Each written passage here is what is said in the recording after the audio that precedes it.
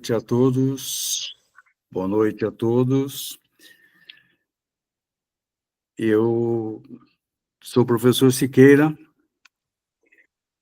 Gostaria de me apresentar para você. Meu nome é José Aparecido Siqueira, né? Mas conhecido como professor Siqueira. E eu agradeço aí o professor Márcio, agradeço a equipe do Sobrapa que me convidou para fazer parte desse grupo, né? E boa noite, Raquel. Então, na semana que nós estamos, eu vou falar sobre o Winnicott, né? Psicanalista inglês, e pretendo alinhavar algumas questões, né, que se referem à teoria do Winnicott. Antes, eu gostaria de dar uma introdução com a biografia dele. O Winnicott é um dos psicanalistas mais interessantes para nós estudarmos, né? Principalmente no que se refere à psicanálise de crianças. Então, ele foi um pediatra psicanalista britânico, nascido em 7 de abril de 1896, quase fim do século XIX, em Plymouth, Inglaterra. Morreu em 25 de janeiro de 1971. 25 de janeiro é uma data muito interessante, que, inclusive, faço uma homenagem à minha filha que está me assistindo aqui, aniversário dela, né? 25 de janeiro. E o Winnicott nasceu em uma família de classe média, jovem, de 3 filhos, mais jovem de 3 filhos, né? Estudou na Leys School em Cambridge, posteriormente na Universidade de Cambridge, onde se formou em medicina. Ele também era pediatra, né? Além de psicanalista, ele é pediatra. Primeiro ele fez pediatria, depois ele foi psicanalista. Ele começou a sua carreira como pediatra, trabalhando em hospitais, clínicas em Londres. Enquanto psicanalista, ele se tornou interessado na psicanálise e começou a se analisar, né? Primeiro ele fez uma autoanálise aí com a James Strachey, conhecido psicanalista britânico. Teve um treinamento psicanalítico, completando o seu treinamento no Instituto de Psicanálise de Londres, e se tornou um membro da Sociedade Psicanalítica Britânica. Importante membro na Sociedade Psicanalítica Britânica, né? Ele desenvolveu principalmente no campo da psicanálise infantil, né? Fez contribuições significativas para a compreensão do desenvolvimento infantil, enfatizando a importância da relação mãe-criança. Nós vamos falar ao longo dessa minha apresentação, vou falar sobre a questão da mãe suficientemente boa, que ele trabalha muito essa questão, né? Aquela mãe afetuosa. E, então, na sua teoria, desenvolveu muita coisa inovadora, né? Incluindo até o conceito de espaço potencial, que ele chamava de espaço potencial, ou ambiente potencial, né? Durante os seus estudos, né? Ele chegou à conclusão de que o ambiente interfere tremendamente na formação emocional, psíquica também da criança, né? E essa ideia de mãe suficientemente boa, que ele chamava, né? Deixou uma grande influência na psicanálise, na psicologia do desenvolvimento. Suas ideias continuam a ser estudadas e aplicadas em contextos clínicos e teóricos. Embora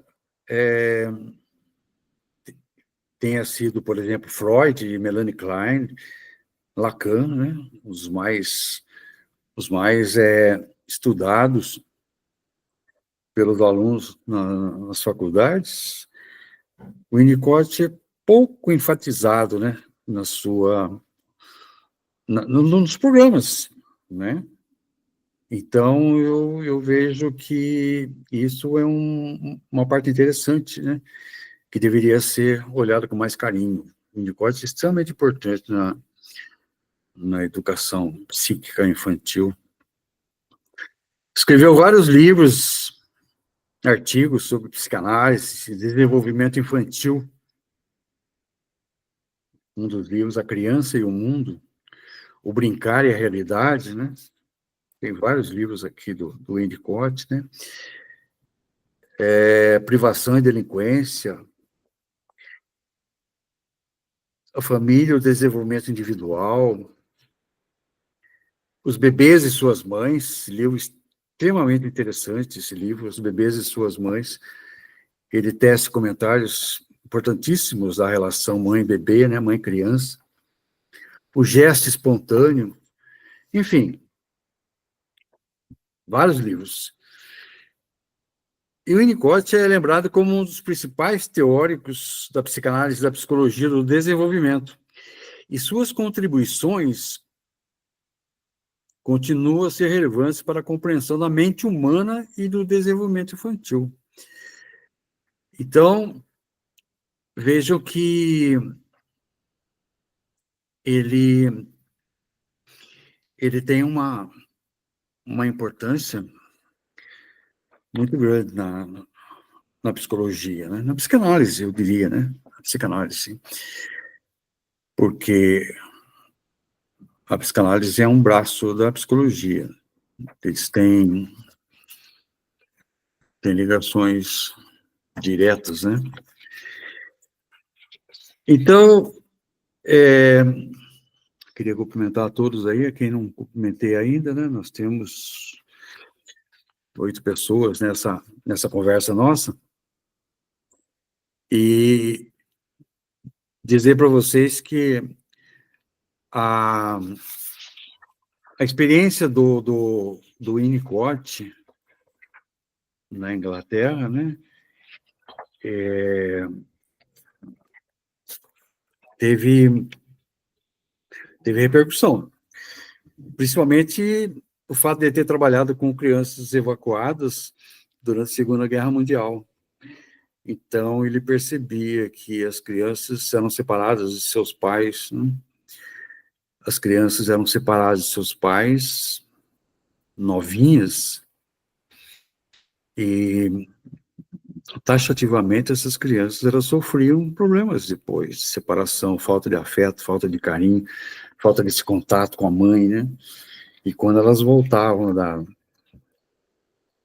para suas casas, elas mostravam problemas, né? Problemas de toda ordem, problemas emocionais, psíquicos, de relacionamento, agressividade, ansiedade exagerada. Então, uma experiência muito dolorosa para o Winnicott nessa questão das crianças evacuadas, né? E o Winnicott, ele desenvolveu uma abordagem original quando ele trabalhou com a questão do papel do ambiente, do ambiente onde a criança vive, né? Um ambiente facilitador, que eles chamam. O que é um ambiente facilitador, né? Aquele ambiente que oferece condições razoáveis para que a criança se desenvolva emocionalmente, psiquicamente. E isso requer da mãe, por exemplo, um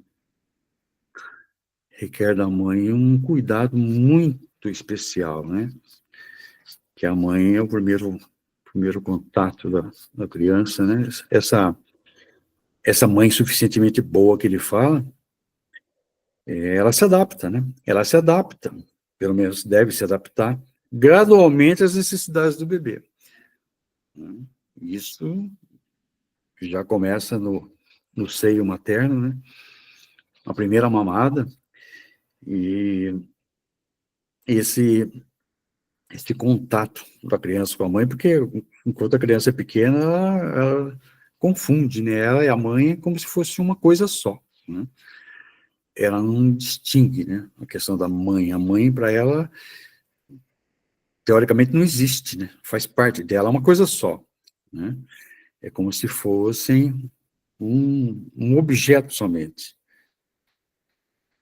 E esse ambiente facilitador que o Winnicott fala na sua teoria, um ambiente facilitador, ou espaço facilitador, espaço essencial, potencial, principalmente que ele fala, fornece estabilidade, previsibilidade e cuidado emocional. E isso interfere muito no self, né, da criança. Depois, mais para frente, a gente vai falar do self falso e o self verdadeiro, porque a criança passa, né? Isso, esse ambiente, o cuidado da mãe, tudo isso fornece condições para que o self saudável seja constituído, né? E é interessante que nós percebemos, todos vocês percebem, né? Quem é mãe aí, está me ouvindo, percebe que às vezes não, quase sempre, né? A criança, ela carrega, às vezes, né, no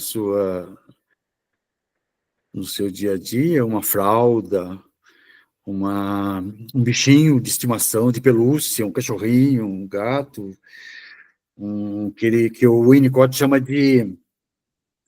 ele chama de objeto transicional, né?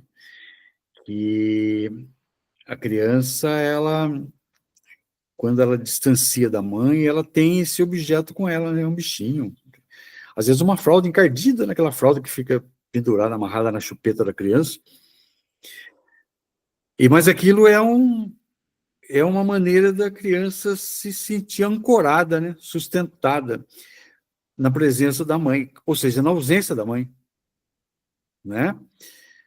A, a mãe está distante, porque a mãe não fica 24 horas ligada à criança. Então, quando a criança ela está distante da mãe, ela tem esse objeto com ela, que é a sustentação, né, da, da ausência da mãe. Ou seja, a mãe está ausente, mas ao mesmo tempo está presente naquele objeto transicional que ela carrega, né? E Winnicott, né? Não falei o nome dele, acho que o nome dele completo, né? Donald Woods Winnicott. Ele traz para nós uma mensagem muito interessante, né? Que, de certa forma, até ele humanizou a psicanálise, né? O que significa isso, né? Humanizou a psicanálise, deslocou o foco do instinto, aquele instinto que o Freud dizia, né? Para a relação. Ele deslocou o instinto, a pulsão, que era muito trabalhado pelo Freud, Sigmund Freud, para o cuidado, né? Ele trocou a pulsão pelo cuidado. Cuidado de quem? Primeiramente da mãe, né? E ele, via de regra, o Winnicott vai usar na sua literatura, nas suas palestras, nos seus livros, nas suas obras, nos cursos que ele dava, né? Essa expressão, mãe suficientemente boa. Porque, né? Aquela aproximação do acolhimento da mãe, né? Isso é que sustenta, né? O ser, a criança, o ser. E ele dizia muito que, além do espaço, né, um ambiente facilitador, esse objeto transicional, né, e um cobertorzinho, um urso de pelúcia, qualquer coisa dessa natureza, ele considerava isso como um elemento primordial no estado de ser da criança, né?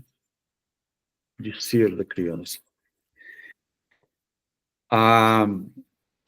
É engraçado que o Winnicott, ele associava muito essa questão da brincadeira, né, do brincar.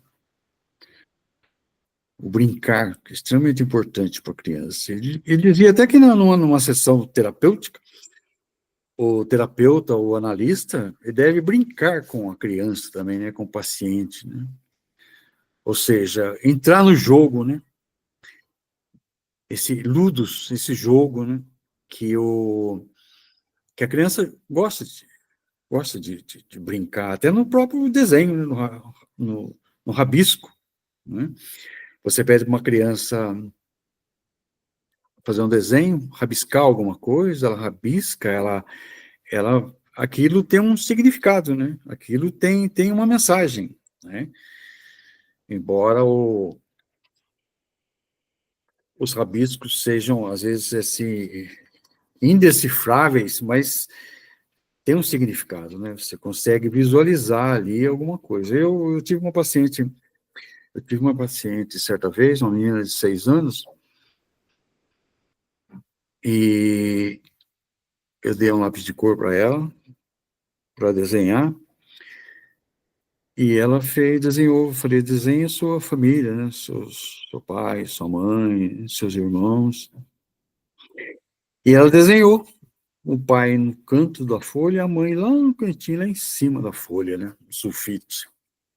Aquele espaço entre os dois. E ela pequenininha no meio.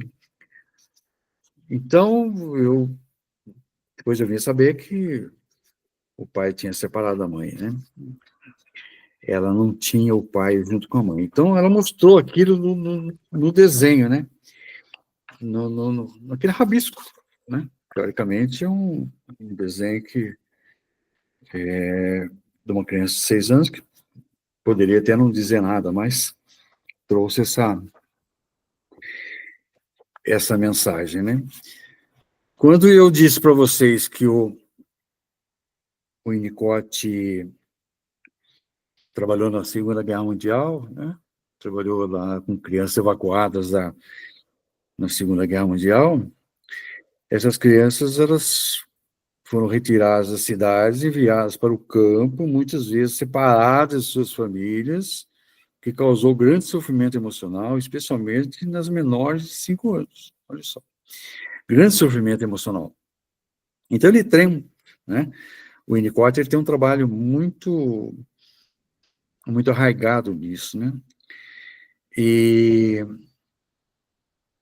ele, especialmente crianças pequenas, né? E essas crianças com as quais ele trabalhou, elas estavam com os vínculos afetivos todos em formação, né? E prejudicados, esses vínculos afetivos, porque eles foram separados de seus pais, né? Alguns pais até morreram na guerra, enfim.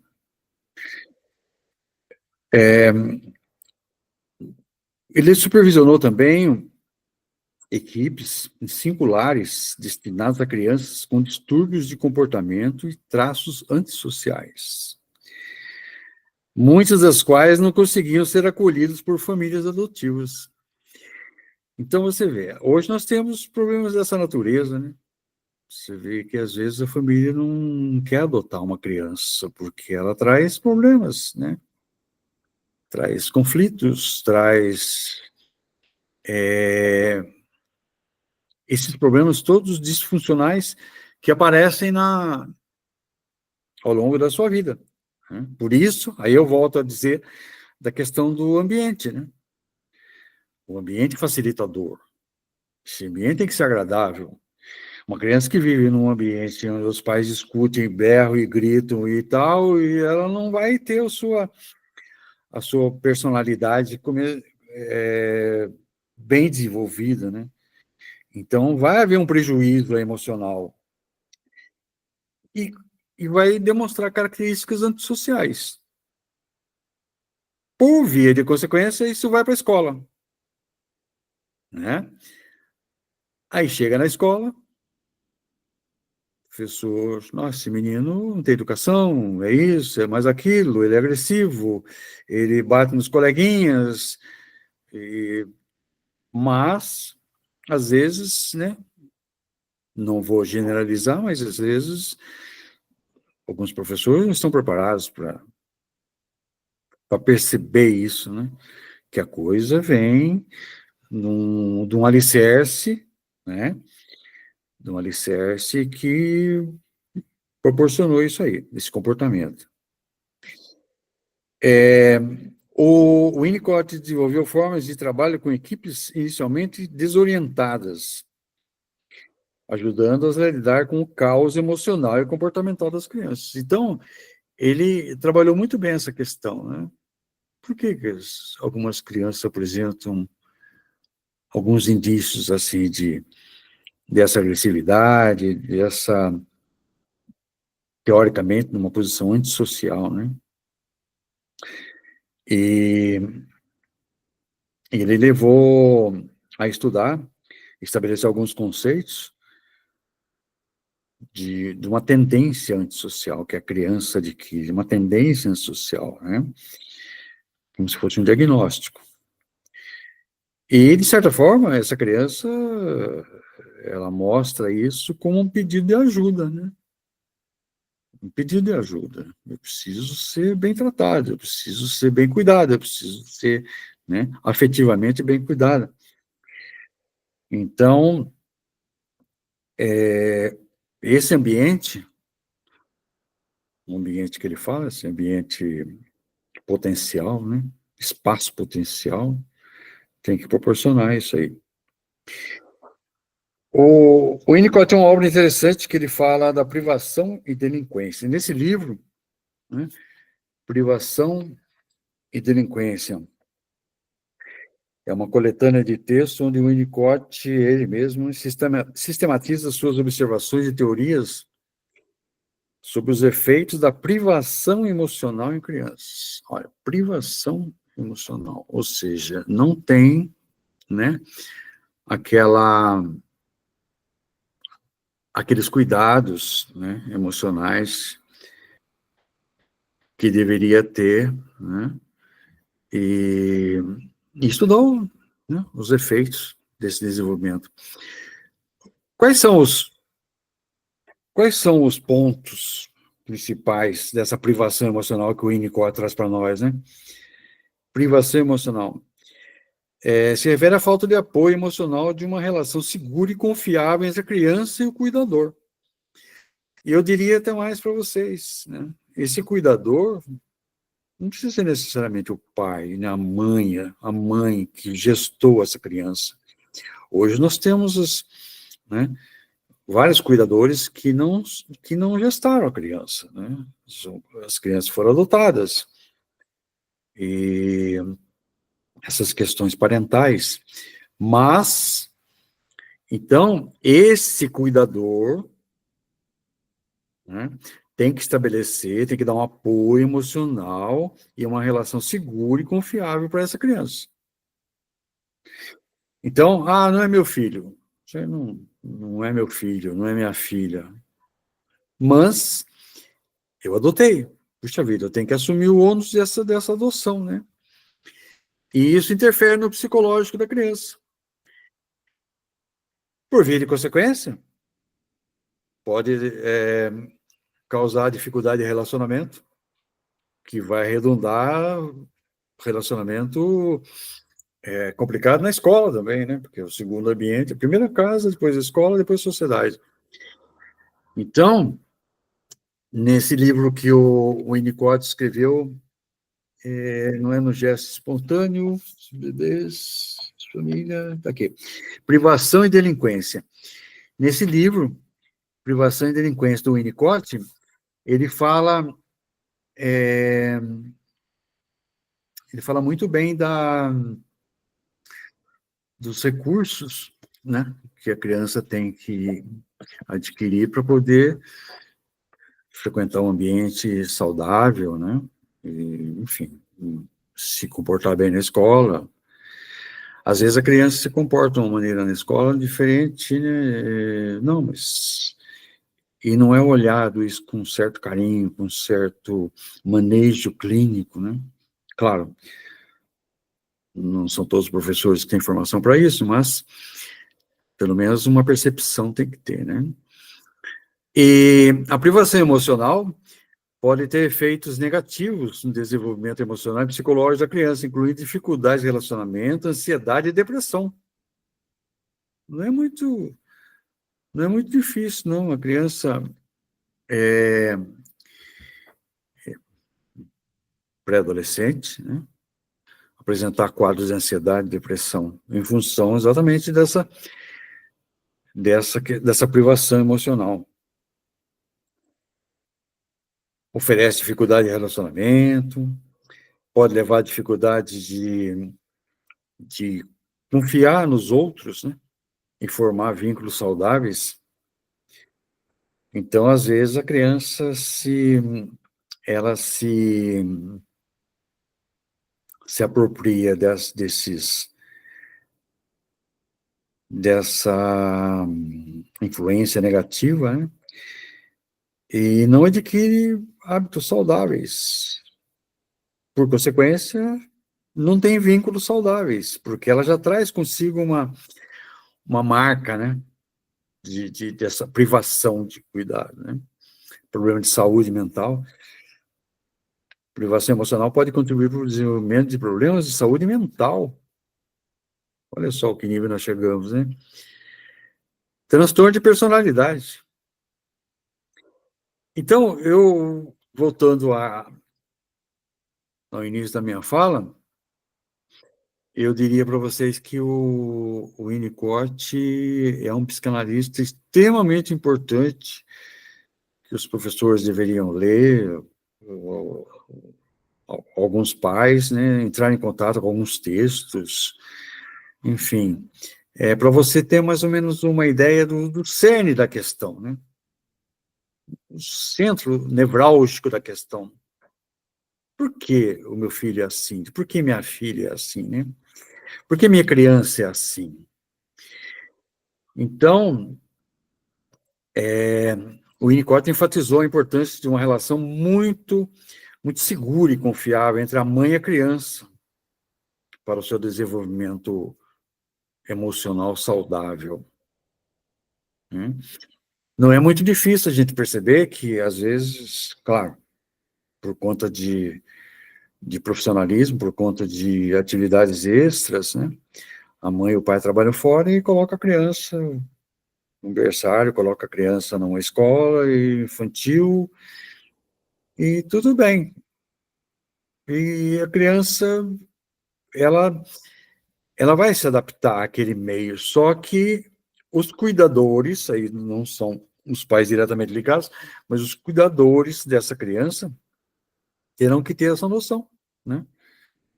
Essa noção que é extremamente importante no desenvolvimento da criança, né? E se isso não tiver um apoio, vejam bem, se isso não tiver um apoio bem sustentado, bem sedimentado, bem sólido, essa criança pode ter várias consequências, vai sofrer várias consequências na sua formação ao longo do tempo, né? Até a adolescência. Surgindo aí efeitos negativos, duradouros, inclusive, né? Às vezes a pessoa está lá com seus 30 anos, tem alguns problemas que vieram ou advieram da sua infância com privação dessa privação emocional, né? Muito bem. O que vale a pena salientar aqui, né? O que vale a pena trazer à tona dessa conversa nossa, né? É um apoio à família, né? Um apoio à família, ao cuidador, isso é fundamental para prevenir essa falta, né? De carinho, ou seja, se entregar essa privação, né? Privar de dar emoção. Naquele filme do Homem com H, né? Se alguém assistiu, tem uma passagem lá interessante que o pai, que é militar, fala para a criança: chora, chora, né? Ou, por outro lado, tem pai que fala que a criança não tem que chorar, né? O homem não tem que chorar. Então, você está privando a criança das suas emoções. E isso tem uma repercussão extremamente negativa futuramente, né? Então, é importante que nós demos apoio à família, cuidador, para prevenir isso, né? É interessante uma intervenção precoce, logo no começo, né? Isso é importantíssimo, é crucial para ajudar crianças que experimentam essa privação, e até com terapia emocional, né? Terapia e apoio emocional. Então, o Winnicott é um psicanalista que nos bate no fundo da alma, né? Porque nós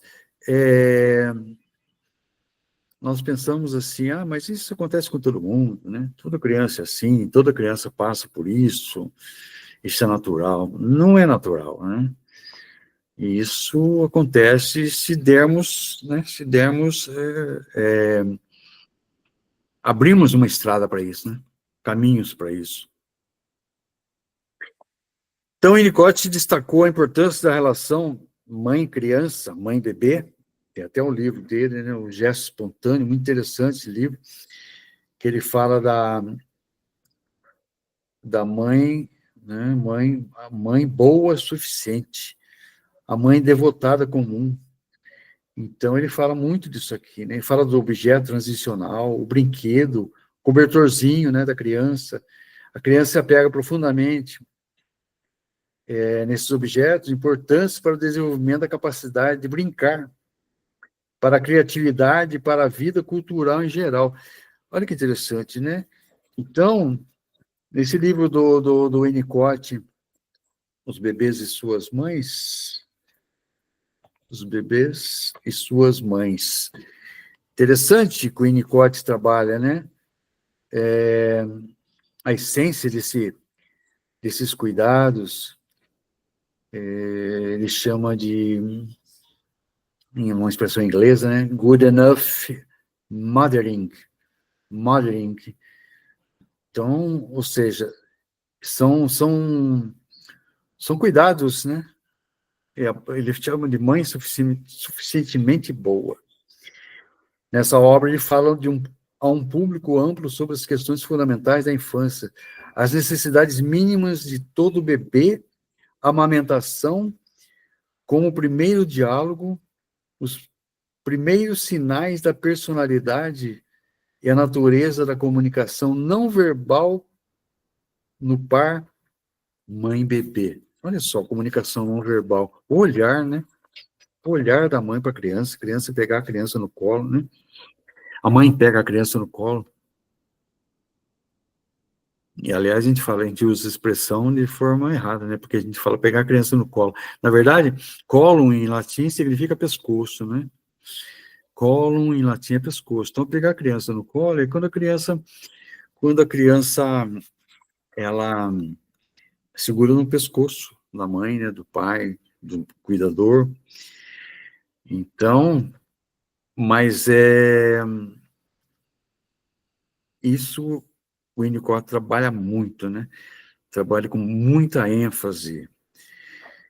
E Só para a gente, nós já estamos caminhando para o fim, né? Tem muita coisa para falar, ainda bem que nós, né, o professor Márcio está aí para confirmar, que é o nosso diretor,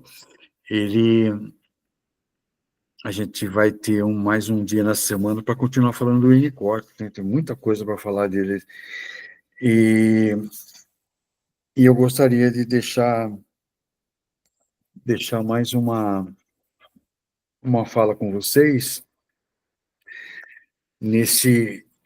só para reforçar um pouco o que eu falei, né? Que é um conceito-chave, ou são conceitos chaves na teoria winnicottiana, né? O que tiveram impacto na psicanálise moderna, né? Você vê que o Winnicott, ele foi contemporâneo de Freud, da Melanie Klein, ele discordou de algumas coisas do Freud, mas ele trouxe para nós conceitos chaves, né, como ambiente facilitador, esse ambiente facilitador, principalmente da mãe, né, principalmente da mãe, no desenvolvimento psíquico da criança. E outro conceito-chave que ele usa é objeto transicional, faz uma transição, né, que são esses brinquedos, esses paninhos, né, que a criança leva. Às vezes a pessoa fala assim, nossa, essa fralda encardida, o que está fazendo? Não, esse é um elemento extremamente importante na segurança, na sustentação, né, que ele chama de holding, na expressão inglesa, sustentação, sustenta o bem-estar da criança, porque aquilo representa a mãe para ele, né, a ligação que ele tem. E, só para reforçar, também o espaço potencial que ele chama, que o Winnicott coloca, né, alguns conceitos chaves, né, ambiente facilitador, mãe suficientemente boa, objeto transicional, espaço potencial, que é exatamente um espaço entre a realidade interna e externa da criança, né? Interna ela com ela mesma e o externo com os que estão rodeando a criança, né? Que fazem parte do ambiente. E depois, por último, o verdadeiro e falso self, né? Que isso vai se adaptando de acordo com as exigências do ambiente, né? Na verdade, o Winnicott, ele inspirou vários psicanalistas posteriores, né, a terem uma visão a novas abordagens terapêuticas, como a psicoterapia do brincar, por exemplo, né? Psicoterapia do brincar. E o uso do setting terapêutico, né? É importante que o Winnicott, ele dialogou com várias áreas, né? Ele não ficou restrito à psicanálise. Ele dialoga com a educação, com a pediatria, com a filosofia existencialista, com a neurociência. Então, o Winnicott, ele propôs uma psicanálise que não se limita à interpretação do inconsciente, como era a linha do Freud, né? Trabalhar mais com o inconsciente. O Freud fala muito dos sonhos também, né? Numa oportunidade aí, tem um professor aí que vai falar sobre essa questão, né, do Freud. Mas aqui eu diria para vocês que o Freud trabalhava com sonhos, naquele livro dele, Interpretação dos Sonhos, né? Que ele fala que o sonho é a via régia para o inconsciente. Então, o Freud trabalha muito essa questão do inconsciente. Então, o Winnicott, ele propôs uma psicanálise que acolha a criança, sustente e permita que a criança seja o que ela é, né? Ele dizia, inclusive, que a tarefa do terapeuta é ser confiável. E isso mudou profundamente a forma como se entende o vínculo terapêutico. Quando que o seu terapeuta é confiável? Né? Nós adultos, se nós formos pensar nas nossas terapias, como eu deposito confiança no meu terapeuta, né? Eu diria até que essa confiança, ela é recíproca, né? O analista, ele tem suas idiosincrasias, vou traduzir essa palavra, né? Estilo próprio. Ele tem seu estilo próprio. Os analistas são diferentes, não são iguais, né? Como as pessoas não são iguais umas às outras. E o meu paciente? Né? Quem é o meu cliente? Quem é o meu paciente? Quem é a minha criança que está ali de frente de mim para confessar as suas mazelas, né? Contar os seus sonhos, contar o que se passa em casa, na escola, com seus coleguinhas, na sua família, né? Então, tudo isso está num setting terapêutico, né? Então, essa confiança que que o Winnicott se refere, né?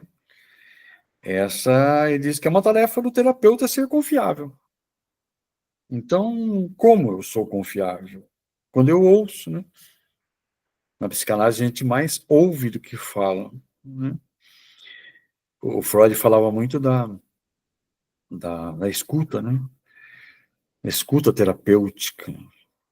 A gente mais ouve do que fala. Pelo menos é assim que deve ser, né? Quem tem mais a falar é o, é o paciente, né? É quem traz a demanda, quem traz a queixa. E uma criança que não fala, né? Porque ela é criança não fala, ela demonstra, às vezes não. Eu diria que grande parte das vezes, né? Nos seus desenhos, na sua postura, no seu jeito de olhar, né? Ele fala muito do olhar aqui. E nós temos aí muita coisa para discutir, né?